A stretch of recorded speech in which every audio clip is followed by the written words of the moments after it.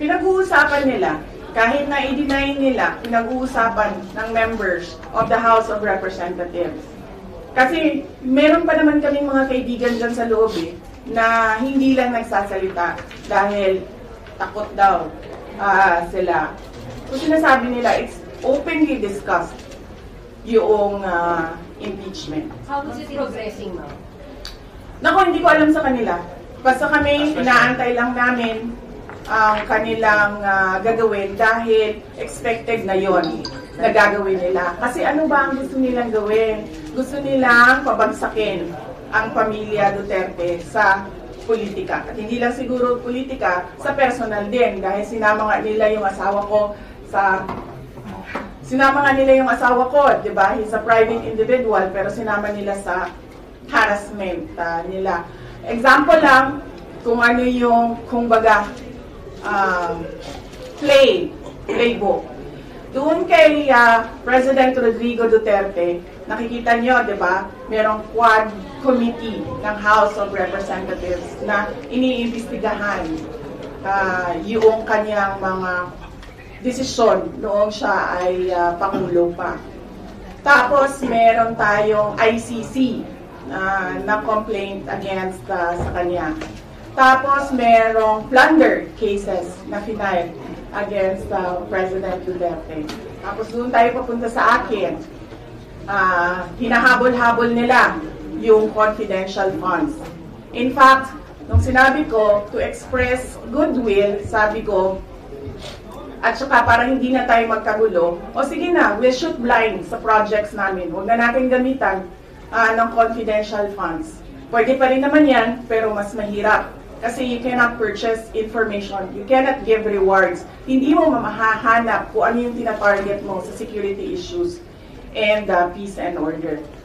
Tapos, etong impeachment na pinag-uusapan nila. Tapos narinig nyo, di ba? Anong play ni Castro. Ang sabi niya, kukunin namin lahat ng mga papeles sa loob ng COA. Saan ka naman nakahanap ng constitutional body, constitutional commission, at ang House of Representatives, uutusan niya ang isang independent commission na ibigay mo yan lahat sa akin. Ano, sila ang mag-audit?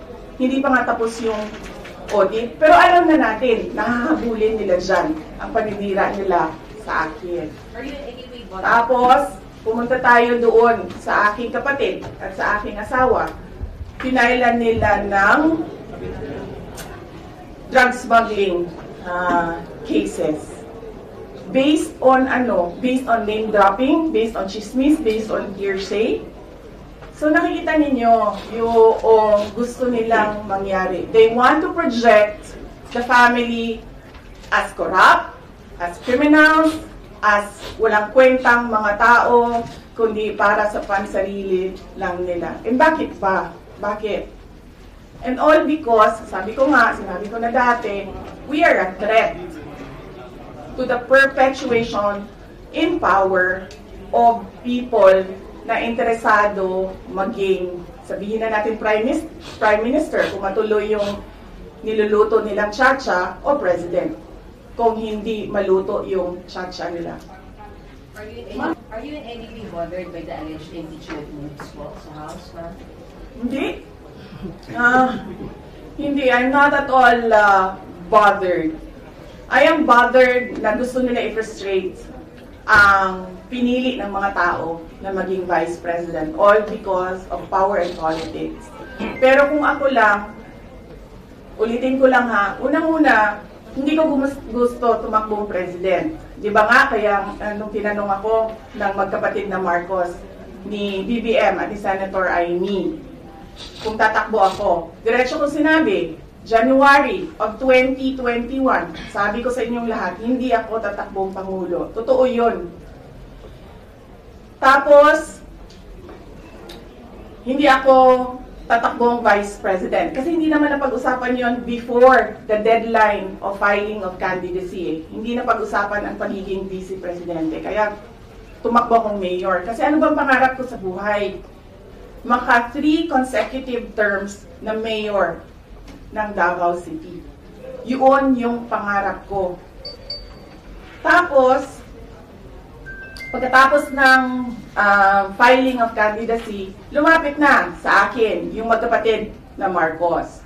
Sabi nila, hindi kami mananalo kung hindi mo tutulungan kami sa Mindanao at sa Visayas. Sabi ko sa kanila, okay, sige, dahil maraming big ticket projects si Pangulong Duterte sa Davao City, sa Mindanao at sa ibang lugar pa ng ating bansa na gusto nating mapatuloy. Kaya nga, di ba, tumakbo kami on the platform of unity and continuity na hindi natin nakikita ngayon na saan na yung mga big ticket projects. Wala na lahat.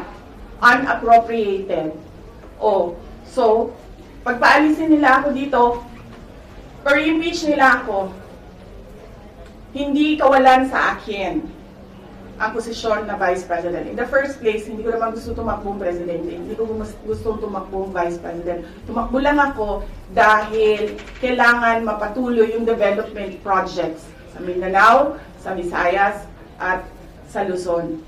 At naisip ko at that time, if I am Vice President, patututukan yung mga proyekto na yon na okay, wala na rin lahat ngayon dahil unappropriated na sila lahat. Do you regret the decision? Do you regret the decision? Of course not. I do not regret running for Vice President kasi imagine niyo kung ako mayor ngayon at hinahabol-habol nila ako dahil alam nilang pwedeng tumakbo ito sa 2028. Diba? So, yun naman, tatakbo bang Diba? So, bakit ko nire-regret yan? Hahabulin nila ako. Alam nyo, kahit matanggal nila ako as Vice President, hahabulin nila ako until the day na maupo sila sa 2028. So, ano bang Ano? Ngayon na!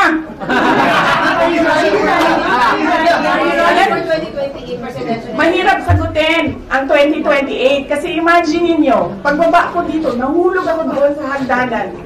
Diba? Namatay ako bukas. Sayang yung paghahanda ko. Sayang yung paghahanda ko. Dahil ang layo ng 2028. Dapat magplano for 2028 sa 2027 at fourth quarter ng 2026. What do you have plans of being the next president? Wala akong planong ganyan. Despite yung harassment sa family mo. Yes, ma'am. Wala naman kami, ano ba sinabi nila, huwag kami matakot. Hindi kami takot. Hindi kami takot. Sumasagot lang kami sa kanilang mga atake sa amin. At gusto lang namin ipresenta sa taong bayan ang isang perspective na ginaganito kami dahil we are a threat politically and for power. Do you regret having the market? Last question. Do I regret helping do you want to answer that question? Yes. Or alam mo ba ang sagot? Okay. Senator Amy? Amy. Senator Amy Marcos? Magkaibigan naman kami. Last question. Helping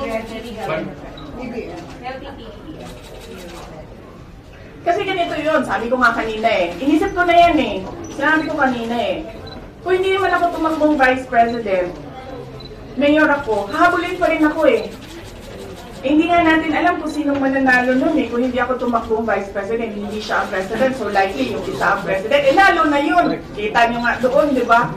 Tanggalin daw ang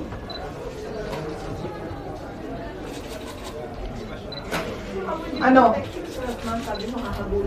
How would I protect myself? I hire lawyers na yan na lang naman kasi talaga ang magawa ko. Pero kung makikita nyo, hindi na talaga sila sumusunod sa batas, sa harassment nila.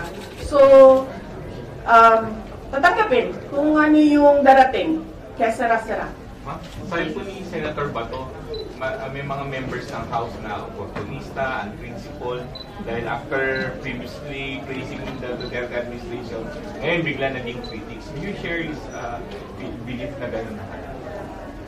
Ako, lumaki ako sa politics. 9 years old pa lang ako, mayor na ang father ko. So from 9 years old until today, wala akong ibang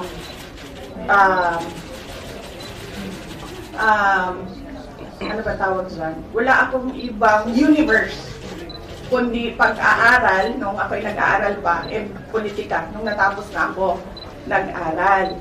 Wala akong problema maghiwalay tayo sa politika. Diba? Kasi hindi naman talaga natin ma-define kung saan tayo bukas sa politics. Kasi eleksyon ang ating mga public officials dito May eleksyon Kaya hindi natin alam kung saan tayo papupunta bukas. Wala akong problema. Maghiwalay tayo lahat. Diyan kayo lahat. Dito ako mag-isa. Ang hindi ko naggugustuhan ay yung pambabastos. Yun. Pwede naman tayo maghiwalay sa politika Huwag lang maging bastos. Thank you.